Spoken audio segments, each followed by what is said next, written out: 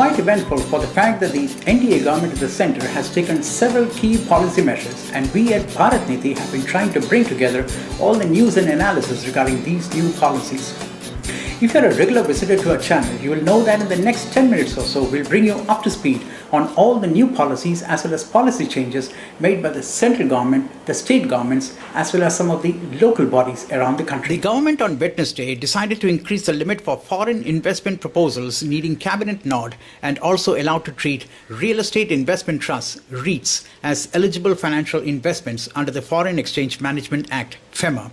Moves that are expected to boost foreign inflows into the country.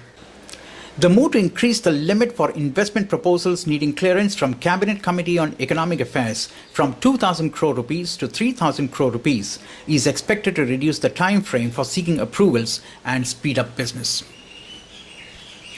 Prime Minister Narendra Modi has decided to allow developers to divest their equity from already completed projects in an attempt to revive private investments in highway sector. This will unlock at least 4,800 crore rupees private equity stuck at present in approximately 80 PPPs, private-public partnership highway projects. The proposal has been hanging fire for the past 2 years, will now go to the cabinet for approval. Developers will be allowed to take out their entire equity from a project after 2 years of start of toll collection. To improve the ease of doing business in India, government on Friday issued easier rules for setting up companies by introducing an integrated electronic application form, INC 29. The Corporate Affairs Ministry has allowed the companies to apply for Director Identification Number, DIN, and reservation of name, among others, through the single e-form.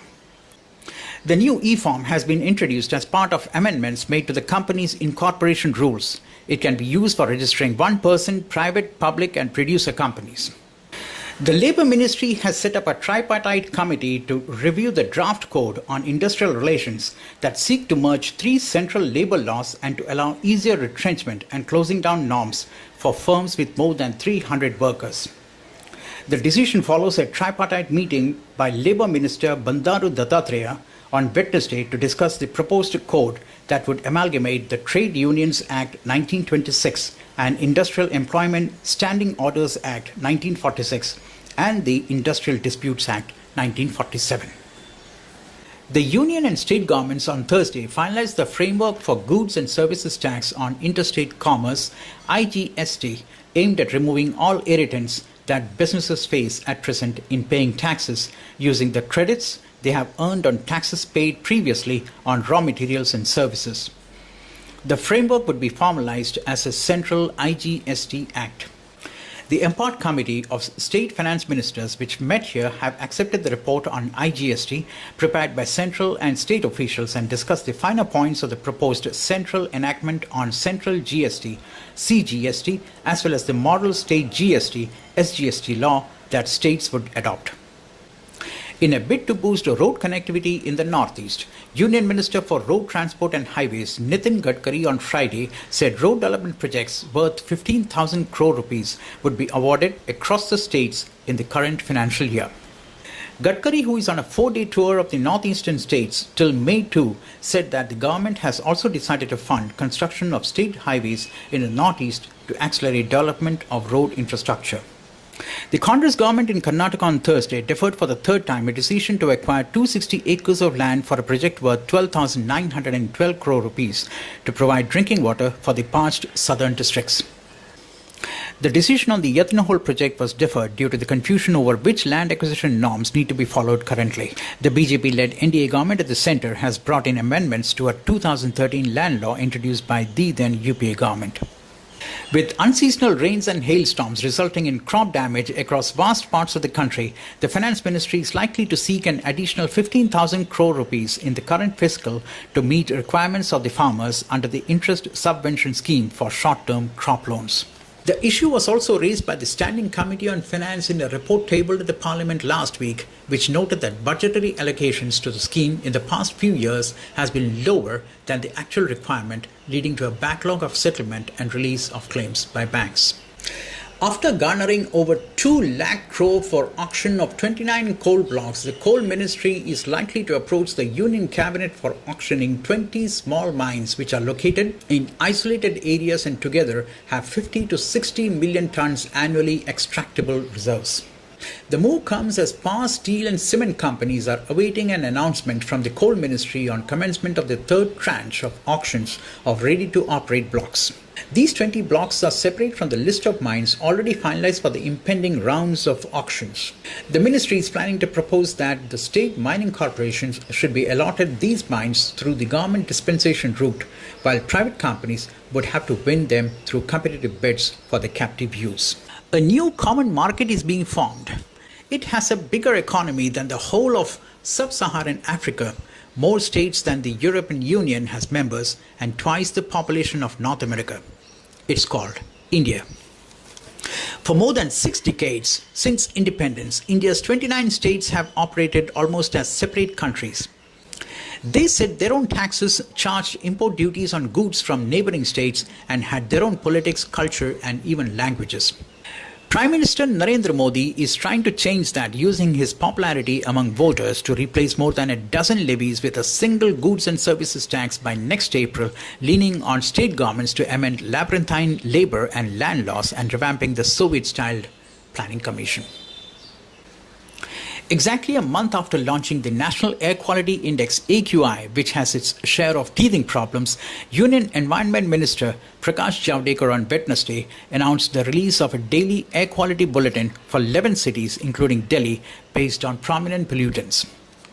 He also said that the centre would launch its Fresh Air as Birthright awareness campaign for 20 cities across the country in June. Not far away from the spot where Salman Khan rammed his car into a bakery, killing one person sleeping on the footpath atop a busy road junction in Bandra, blinks an electronic signboard, "Don't drink and drive." But nearly 13 years after that fateful day of September 28, 2002, and despite numerous signboards that have dotted the cityscape warning against drinking driving, the law remains lenient.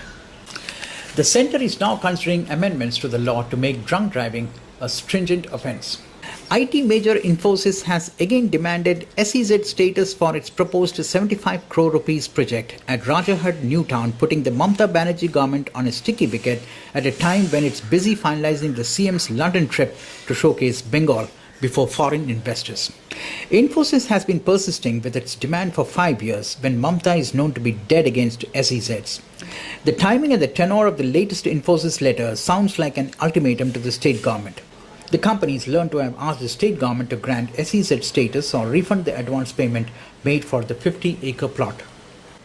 Infosys got the land in 2010, and the then left-front government had promised SEZ status to Infosys founder N.R. Narayan Murthy. The Maharashtra government plans to introduce an SEZ prevention of land speculation bill during the forthcoming monsoon session to free up more than 25,000 acres of land acquired for special economic zones (SEZs) across the state. The Maharashtra State Housing Department has proposed issuing notices to developers to start industrial production in SEZs within 24 months, failing which the state government will free up the land and use it for affordable housing projects. The Gujarat government has proposed a joint venture with farmers under a new industrial policy. The new Gujarat model encourages farmer groups to give up their land to Gujarat Industrial Development Corporation GIDC to develop industrial parks under a JV with GIDC. While the scheme was introduced in a different avatar a few years ago, officials say it would work well at a time when acquiring land for industry has become a sensitive issue. The move promises to be a solution to contain growing discontent over agricultural land acquisition for industrial purposes. In line with Prime Minister Narendra Modi's Make in India campaign, Rajasthan Chief Minister Vasundhara Raje on Tuesday said that her government will extend all help to create a conducive atmosphere to bring in investments and set up industries in the state. Make in India has become a big buzzword today.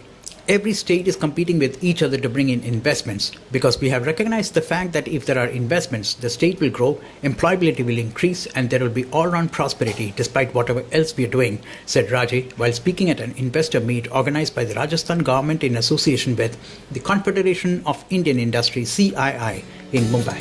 With that, we come to the end of this week's episode of Meridian.